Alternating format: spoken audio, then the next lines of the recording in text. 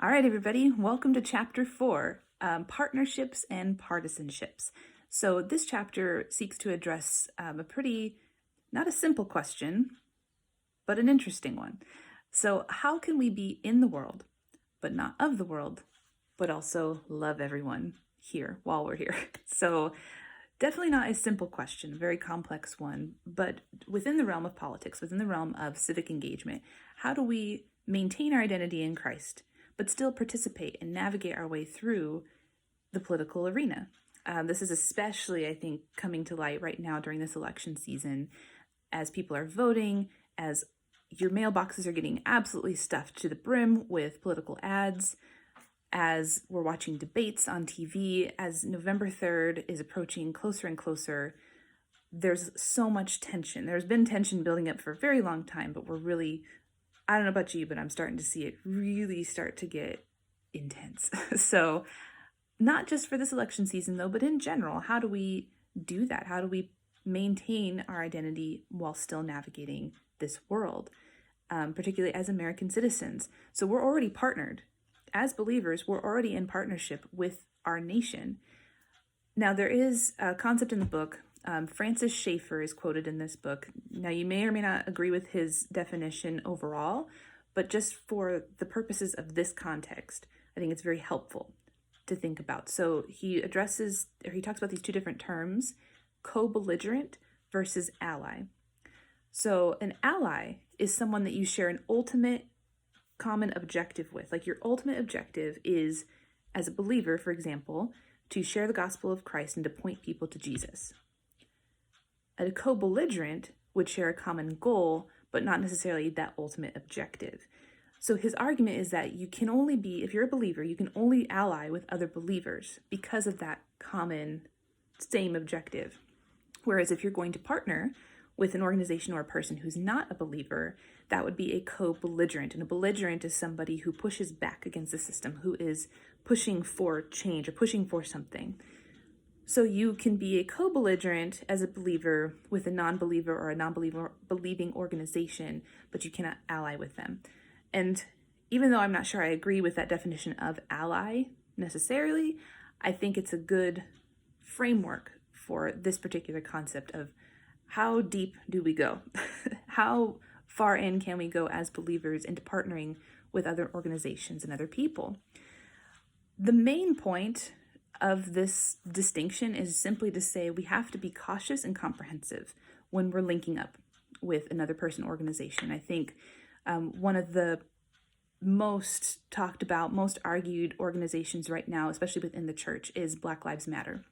So the organization Black Lives Matter has some tenets, has some objectives that don't line up with what a believer would want of this world, would want for this world.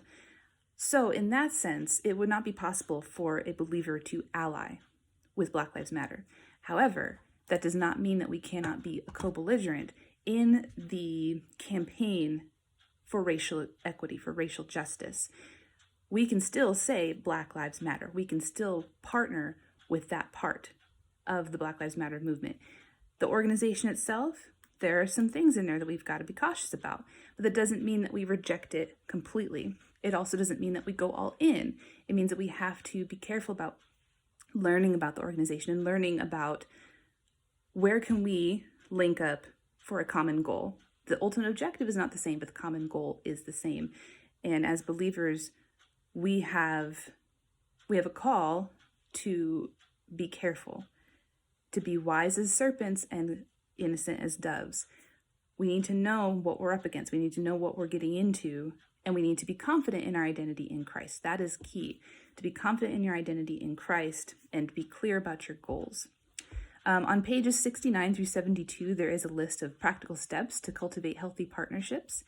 I'm not going to read that just because I don't think I'll have time, but if you do have the book, check that out, pages 69 through 72.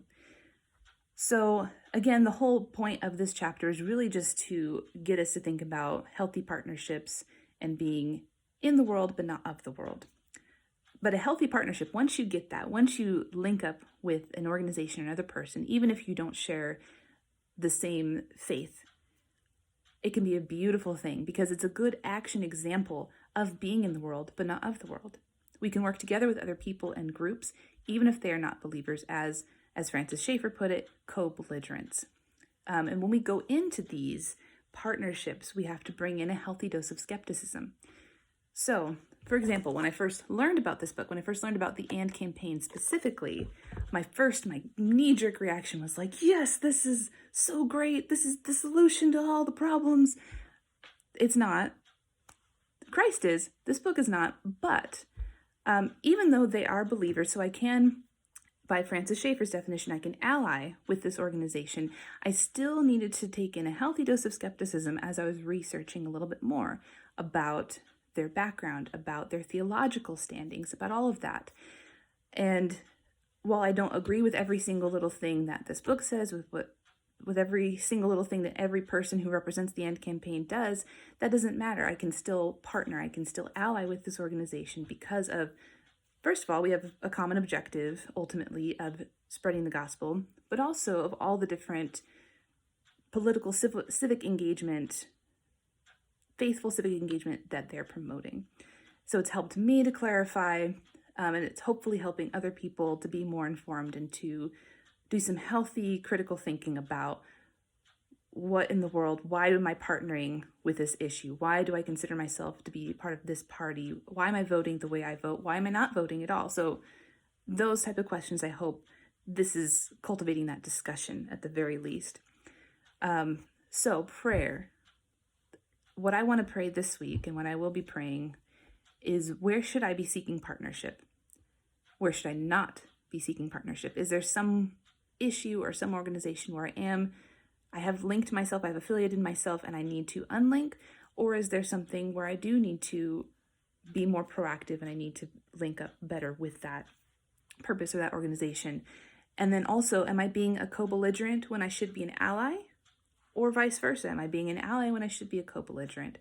So those are just some things to think about and to pray about. I'll put a couple questions in the comments as well. If you have any questions, I really appreciate the DMs, the texts, and even the couple face-to-face conversations that have been had.